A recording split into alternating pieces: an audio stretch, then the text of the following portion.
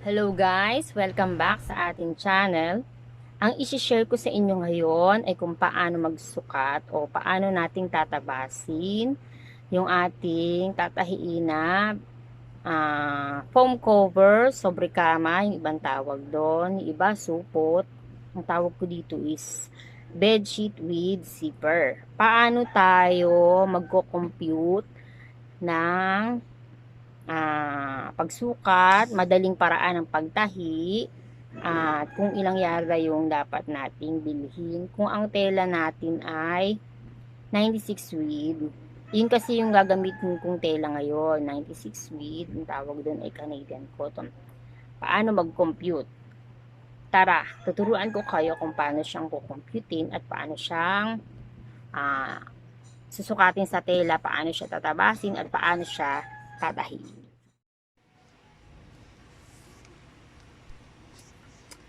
Ang ating susukatin ay 48 by 75 na haba at 4 inches na kapal. Ayan. Una, ipa-plus muna natin itong 48 na lapad. 4 inches na kapal. At 1 inches na allowance sa tahi para lang to sa isang side. 8 plus 4, 12 plus 1, 13. Carry 1, 53. 53, ita times 2 natin siya para na to sa magkabila ang side ng foam. Kaya ita times 2 natin siya, magiging 106. Itong 106, i-divide natin siya sa 36 inches na yun yung yard. 106 divided by 36. Ito kinompute ko na kanina, ang lumabas sa kanya ay 2.94. Kaya ang ating bibiling tela, ito, katumbas ito ng dinivide natin siya sa 36. Ayan ang yard na bibili natin. Nasa 3 yards. 3 yards ang kailangan nating tela para sa ating 48 by 75 na zipper kung ang ating tela ay may sukat na 96 width. Ngayon, tuturo ko sa inyo kung paano naman siya tatabasin. Ito yung ating gagamiting tela na Canadian cotton na 96 width. Ito yung width niya. Pag bumili tayo ng tela, ito yung ginugupit. Bago natin siya sukatin, siguraduhin nating pantay. Ito, sinukat ko na kanina, tinignan ko na kanina, pantay naman siya. Ito ang gagamitin natin, itong width na to, para sa length ng bedsheet. Kaya ang susukatin natin, ito muna. Yung sa, ito'y sinusukat pagka nayayarda. Dito tayo magsusukat naman ng para sa width ng bed. Yung kaninang kinompute natin na 48 plus 4 plus 1 equals 53, yun ang una nating susukatin. Susukat tayo ng 53 para sa isang side ng bed.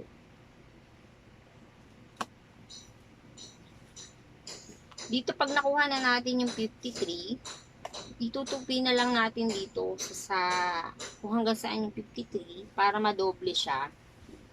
Maging kabila ang side na siya ng bed natin na zipper. So, sobra to guys kasi ang nabiling tela ay sumobra ng 1/4. Ang binili nila ay 2 and 1/4. Ay, 3 and 1/4. Dapat 3 lang pala. Hanggang dito,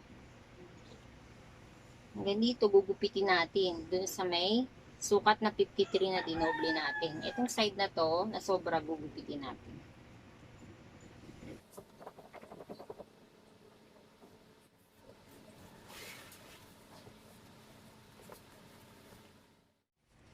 Siguraduhin nating pantay ang ating paggupit para yung sukat natin makuha natin.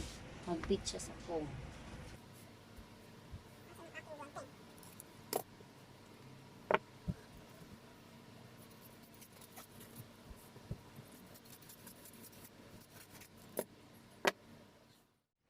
Ayan, 3 and 1/4 to kaya may sumubrang ganito. Kaya kung 3 years ang binili natin, konting-konti lang para sa 48 by 75 na may 4 ang kapal.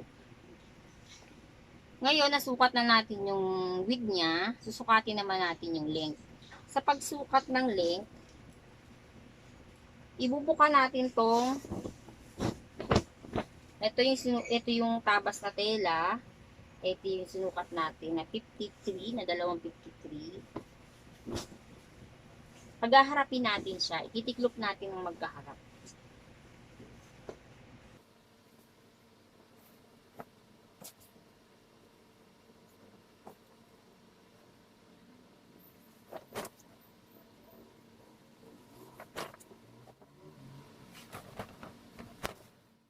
Ayan, pagtaas natin matiklop na magkaharap, ipo-fold pa natin siya ng isa pa. Paghaharapin siya natin ulit.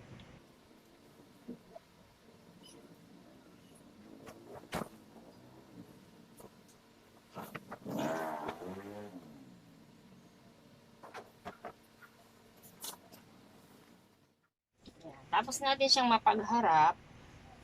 Alisin lang natin ang ganyan. Magsusukat naman tayo ng sa length. Yung sukat naman sa ating length, 75. Magko-compute naman tayo, i-add naman natin sa 75 yung 4 na kapal, 79. Plus 1 inches na allowance, magiging 80 inches. Sa pagsukat natin sa ganitong paraan, yung kalahati muna ang ating susukatin. Yung kalahati ng 80, 40. Kukunin natin mula dito sa dulo ng ating tela. Kukuha tayo ng 40 inches. Dito sa may 40 inches niya, dito tayo magtutupi. Itutupi natin para madoble lang siya. Ganito kasi ako magtabas guys kasi maliit yung pwesto natin.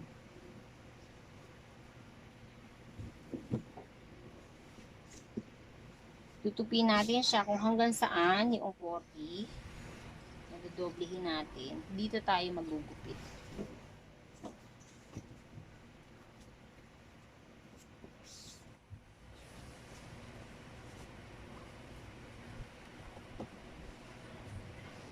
Pantayin lang natin bago natin gupitin.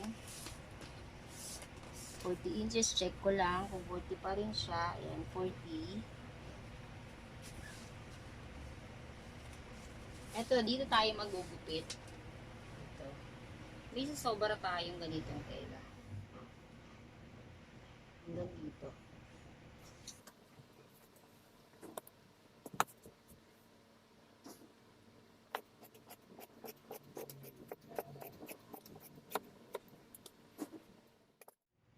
Ayan guys.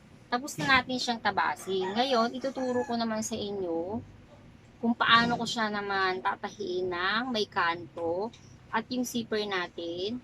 Hindi mahirap ipasok yung foam kasi ano siya, yung dalawang side, yung taas ng ano niya, ng width at saka yung isang side ng length. Lalagyan natin ng zipper. Kaya yung nagpapatahi sa atin ito, nagugustuhan nila kasi hindi sila hirap magpasok ng foam. Kasi minsan yung tahi ng iba, hindi siya madaling ipasok, nasisira na yung bedsheet nila bago nila maipasok. Eto guys, tuturo ko sa inyo kung paano siya gagawin. Tara, gawin na natin. Ang una nating tatahiin, eto yung parte na ipinold natin ng dalawa na magkapatong 53 inches na width ng ating foam cover. Ito siya, pinagpatong natin, dinupi natin na naging magkapatong siya na 53. Tatahiin muna natin dito, diretso, hanggang sa makarating tayo dito sa dulo na may tupi. Lalak natin.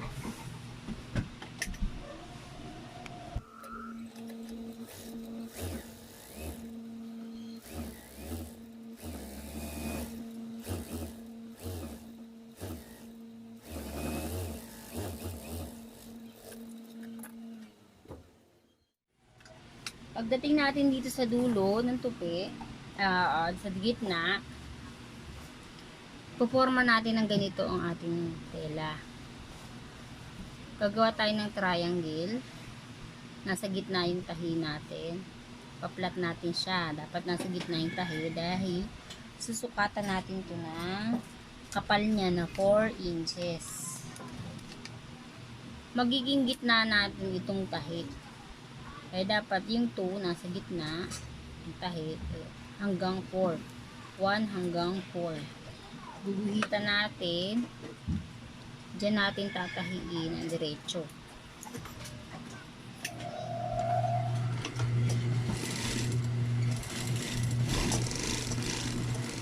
Lock lang natin para matibay. Yan siya. Pagkatapos niyan, ito yung tinahin natin. Then diretso, nilagyan natin ng kanto. Dito tayo. Ito yung dulo ng umpisa natin tahi. Dito tayo sa taas niya. Sa kabila naman na kanto.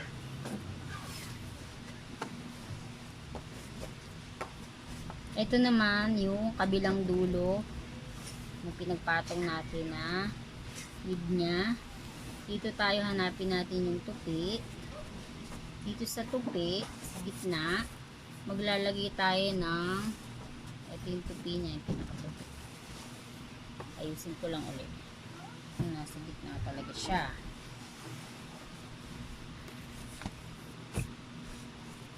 Ayan, ito yung tupi. Maglagay lang tayo ng konting gupit. Palatandaan natin yun mamaya. Kasi dyan tayo mamaya magkapatong ng zipper at magkakanto rin tayo dyan.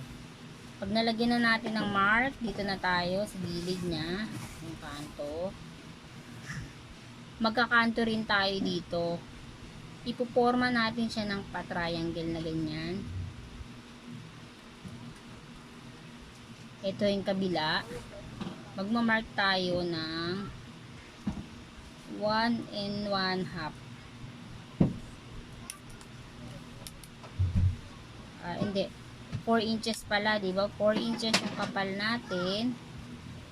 Magmamark tayo ng 2 1/2. 2 para sa kapal. Sa kapal ng foam. Yung half niya para sa tahi. O, gawin na natin 2 3/4. 2 3/4. Mula dito sa dulo, susukat tayo ng 2 3/4. Sa katapat niya, ito yung magiging katapat niya, magiging magka-partner yan. Ganun din. Mamark din natin siya ng 2 3/4.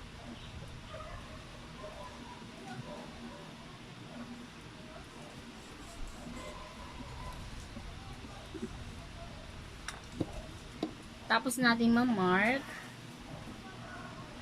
Ay, nagagalaw yung ano ko. Tapos na natin ma-mark. Yung ginuhit natin, tatahian natin yan. Kabilaan.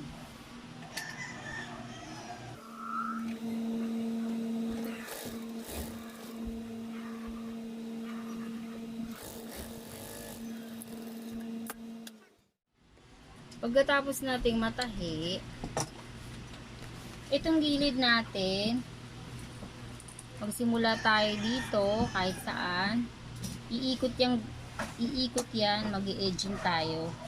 Iikot, kung saan tayo nagsimula, makakabalik din tayo dyan. Pagka inikot natin yung tuloy-tuloy na edging. Kung wala naman tayong edging, pwede ito, tiklop lang na, papasok. Ganyan, ng mga 1/4 inch. Tahian lang natin dyan. Kung wala tayong edging. Dito palabas yung tiklop niya. Kasi pag pinatong natin dyan yung zipper, hindi na yan makikita. Ngayon, mag-i-edging ako. Pa-edging ko to, paikot. Pag natapos na natin siyang ma-edging, itong lahat ng gilid, itong dito tayo magsisimula ng zipper. Hanapin natin itong ginupitan natin ng maliit. Ganyan yan nakatupi kasi yan eh. Nakatupi. Dito tayo mag-i-start maglagay ng zipper. Mula dun sa kinat natin, siguro mga 1.5 inches mula doon sa dulo. Papatong natin tong zipper na ang zipper, yung pinaka right side niya nakaharap sa tela natin na right side. Dito tayo mananahi hanggang sa kabilang dulo. Turo ko sa inyo kung hanggang saan.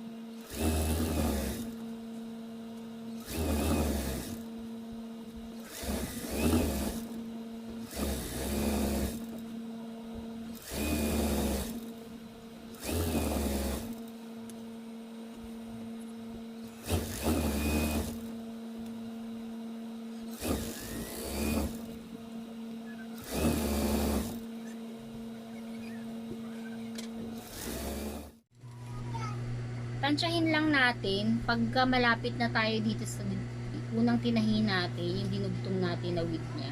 Tansyahin natin na magtira lang tayo ng mga 15 inches na iiwan natin, hindi natin kakabitan ng zipper. Mga 15 inches bago dumating dito, hanggang dun yung zipper natin.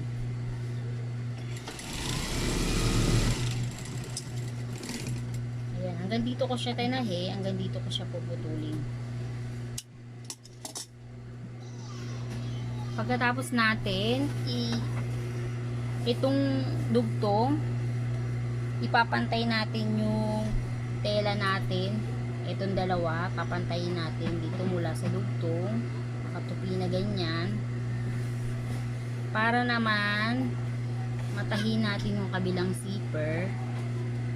Itatapat natin siya kung saan yung tapat niya. Pinantay natin mula sa dulo para maitapat natin kung hanggang saan din yung zipper na kakabitan natin, saan tayo magsisimula. Ayun, ayan yung katapat, dito tayo magsisimula, pabalik naman tayo.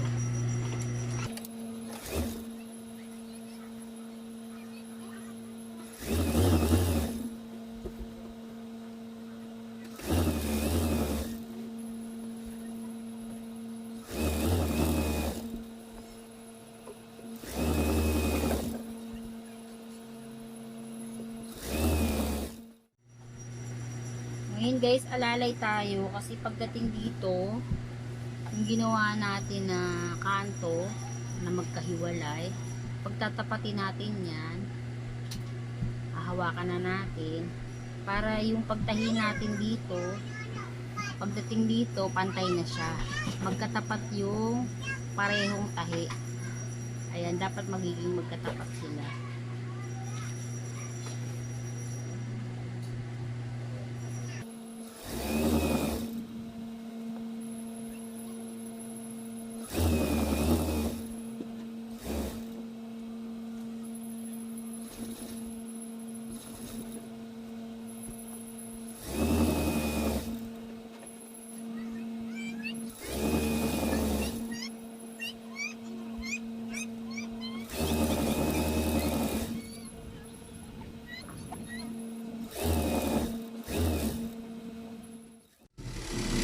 Ayan, pagdating dito maglalak na tayo.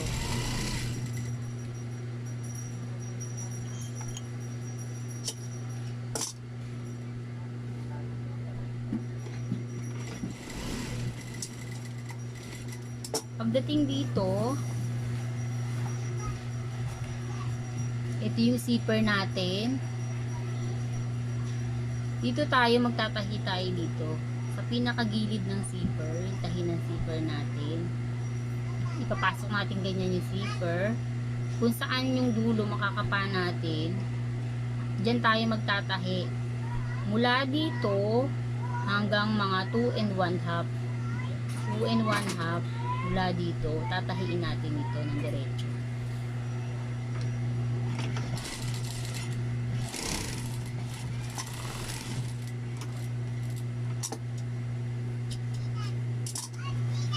Yan. Ngayon, dito naman tayo magkakanto. Yung ginawa natin kanina na pinorma natin ng triangle, gagawin din natin dito. Ayan. Nasa gitna syempre yung zipper natin. Ayan ang magiging gitna sa paglagay natin ng kanto. Magsusukat ulit tayo ng 4 inches. Ayan, nasa gitna yung 2, nasa gitna ng zipper. Guguhitan natin yan hanggang 4 inches. Tsaka natin tatahiin. Lalak natin sa banda ng may zipper tsaka sa pagkatapos. Tapos itong sobra nating tela na naka-triangle, itupi lang natin ng 2 tiklop, pasadahan uli natin siya.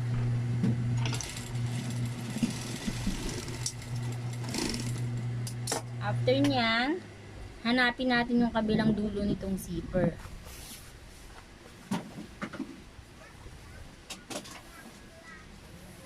Ito siya, pag nakita na natin to, ikakabit naman natin yung kanyang buckle or slider.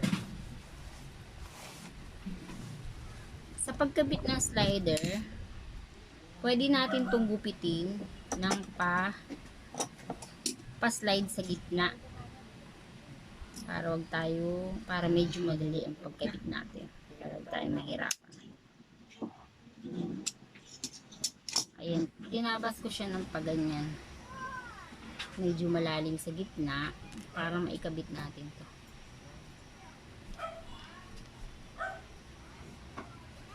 Ayan, nakabit na natin siya.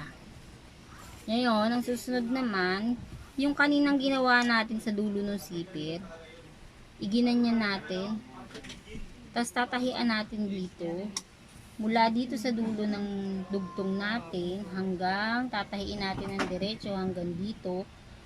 Ilalampas lang natin, mula dito sa zipper, ilalampas lang natin siya ng mga 1 and 1/2 inch. Mula dito sa dulo, lalampas lang natin yung tahi ng 1 and 1/2 inch mula dito sa may zipper.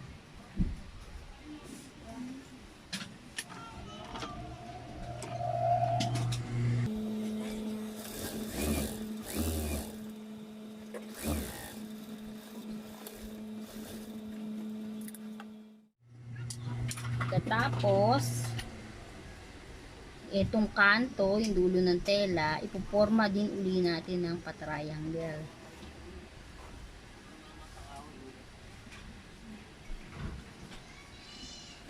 Siyempre, yung ilalim may tahi, yung ibabaw may tahi. Pagtatapatin natin sa gitna, yung tahi pareho ng ibabaw at ilalim. Pag nagkatapat na siya, magsusukat ulit tayo ng 4 inches. Yung 4 inches, nasa gitna yung 2, nasa tapat ng tahi. Guguhitan natin ng diretso sa 4 inches. Tatahiin uli natin to.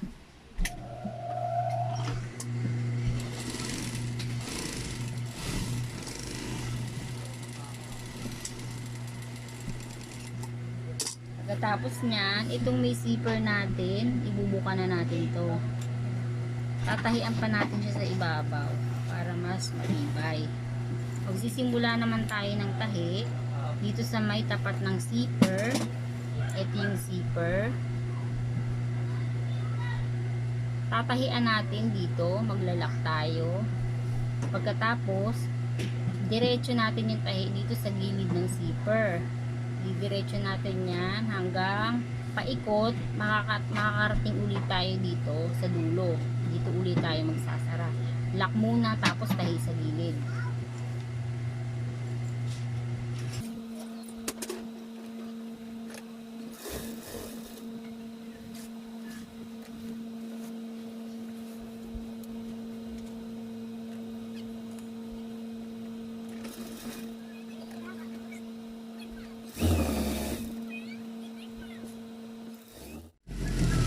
Tinatahi ko siya, yung gilid ng zipper, makikita nyo ito.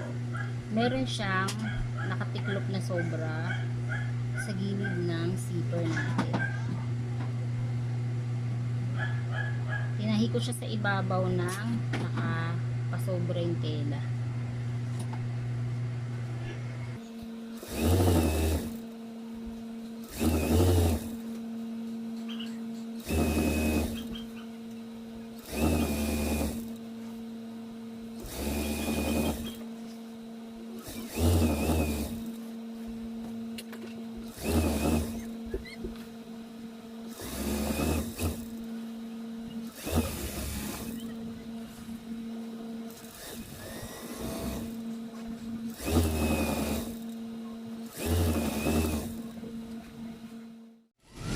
Pagdating dito, ito yung kabilang dulo ng zipper.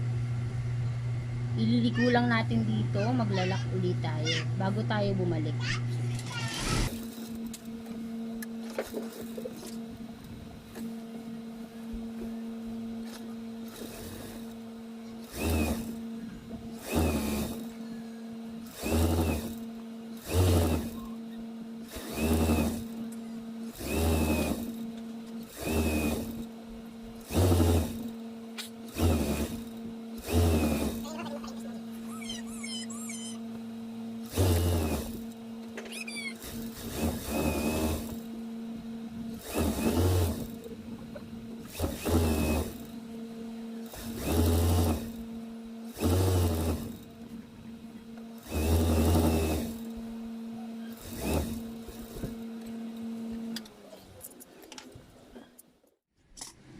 Ayan, nakarating na tayo sa dulo. Tapos na to.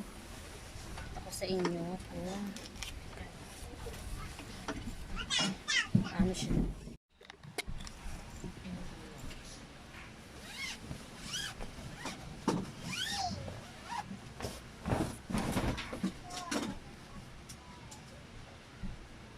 Ito na guys, yung ating bedsheet. Nakita nyo, nag-zipper tayo dito sa taas or ulunan or paanan. Tsaka sa side, hanggang dito. Ayan, mahaba siya. Ito lang ang tinira natin. Kaya sigurado tayo na hindi mahihirapang ipasok yung foam natin dito. Ito yung ano niya, yung sa lapad na bed na 4 inches. Ayan yung ginawa natin kanto. Sakto naman siya, naging 4 inches talaga siya. Ayan siya, 4 inches yung ating pinakalapad or kapal ng kama. Nagawa tayo ng mga kanto, pinagtapat natin yung dito sa may zipper. Ayan yung dugtungan natin guys, pati dito sa baba. Ayan yung tatapat sa ating kapal ng foam.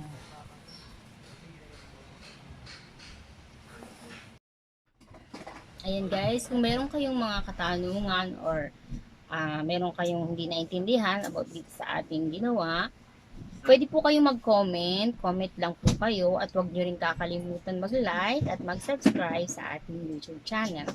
Thanks for watching.